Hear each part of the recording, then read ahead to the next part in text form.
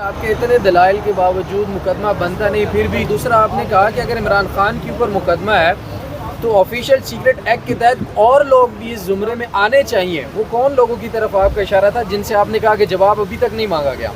میں نے یہ کہا کہ نیشنل سیکیورٹی کونسل کے سامنے یہ معاملہ آیا سارا، انہوں نے کہا کہ یہ بلیٹنٹ انٹرفیئرنس ہے into the affairs of Pakistan, اور نیشنل سیکیورٹی کونسل میں نے کہا کسی کا بیان لکھا ہے جنہوں نے یہ کہا؟ ایک دفعہ نہیں، دوسری دفعہ بھی شریک تھے. تو میں نے کہا ہمیں تو پتہ ہی نہیں ہے ان کے بیانات لکھے ہیں یا نہیں لکھے ہیں، ان سے پوچھیں کون سی آفیشیل سیکریسی ایکٹ اس میں ہوئی ہے.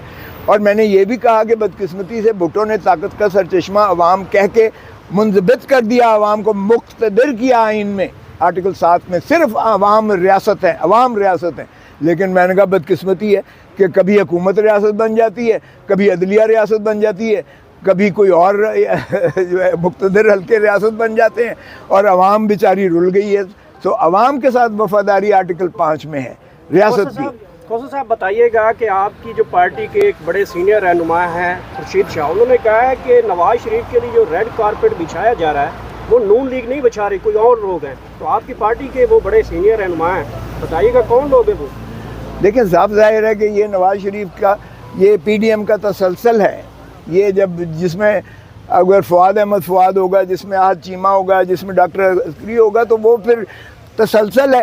اور شرم آنی چاہیے. میں نے تو کل بھی کیا تھا، پرائم منسٹر کو پوچھے، اور امبیسڈر پاکستان کا یو کے کا، وہ اس کو کیسے سی آف کرنے آیا تھا. اور ریاستی پروٹوکول ایک مفرور، ایک سزا یافتہ شخص کو دے سکتے ہیں، اس کے ساتھ ہاتھ ملائے تو 7 سال سزا ہے.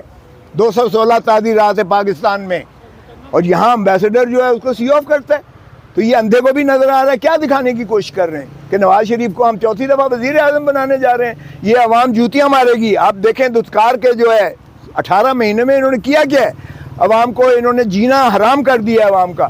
نواز شریف آئے گا تو دودھ کی ندیاں بہہ جائیں گی. نواز شریف آئے گا تو لوٹ مار کر کے دھرتی ماں کا جو کچھ بچا ہے وہ بھی لے جائے گا، اگر نواز شریف کو دوبارہ آپ نے اقتدار دیا تو. سر نگران گورنمنٹ نے عوام کو ریلیف دیا، 40 روپے پیٹرول لیٹر کم کیا، آپ اس کو بھی معاشی سے ریلیٹڈ کر رہے ہیں؟ بھائی نواز شریف کا اس سے کیا تعلق ہے؟ وہ دنیا بین الاقوامی طور پر ریٹ جو ہے تیل کا وہ فکس ہوتا ہے. اگر بین الاقوامی طور پر ریٹ گر گیا ہے تو یہ انہوں نے کون سا احسان کیا ہے پاکستان پر؟ سو اس میں نواز شریف کا کیا تعلق ہے؟ نواز شریف کو گھسیڑ کے بیچ میں لے آئے. یہ تو اسحاق ڈار نے بھی کہا تھا، میرا نام ہی سنا ہے آنے کا تو ڈالر گر گیا ہے. عمر صاحب نے کہا تھا میں 45 میں لیٹر پیٹرول کرتا ہوں، وہ بیان کہاں پہ ہے آج کل؟ وہ بھی بکواس کرتا تھا. میں نے کب کہا وہ صحیح بات کرتا تھا؟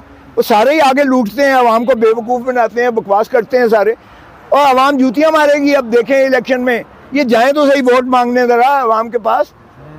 میں تو سبھی کو کہہ رہا ہوں جائیں عوام کے پاس، یہ جائیں اور نیوٹرلز کو اور کسی مقتدر حلقے کو ساتھ نہ لے جائیں، پھر دیکھیں ان کے ساتھ کیا اشر ہوتا ہے. آپ نے کہا کہ سارے لوٹنے کے لیے آتے ہیں، تو کون ٹھیک کرے گا؟ کون عوام کی بات کرے گا؟ کون عوام کا سوچے گا؟ عوام کو ووٹ دینے دو، عوام کو ملکیت دو ان کے معاملات پر.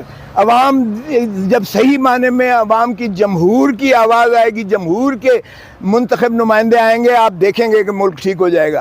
یہ چھوڑو، آپ نے لٹیروں کا ٹولہ بنا رکھے ہیں، آپ نے جو ہے مصیبت یہ مافیاز بنا رکھے ہیں، اور وہ مافیاز نچوڑ رہے ہیں آپ کو. ابھی تک پاکستان کی عوام کو سمجھ نہیں آ رہا ہے.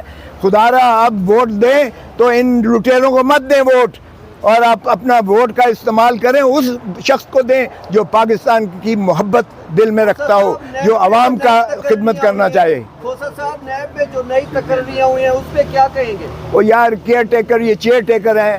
یہ کیئر ٹیکرز کا کام ہی نہیں ہے جو تقرریاں کر رہے ہیں. یہ جو انہوں نے اس ملک میں جو ظلم اور بربریت روا رکھی ہوئی ہے، ان کی نیت ہی نہیں ہے الیکشنز کروانے کی. اس لیے کہ انہیں پتہ ہے آج الیکشنز کروائیں 2/3 سے عمران خان جو ہے واپس آتا ہے اقتدار میں.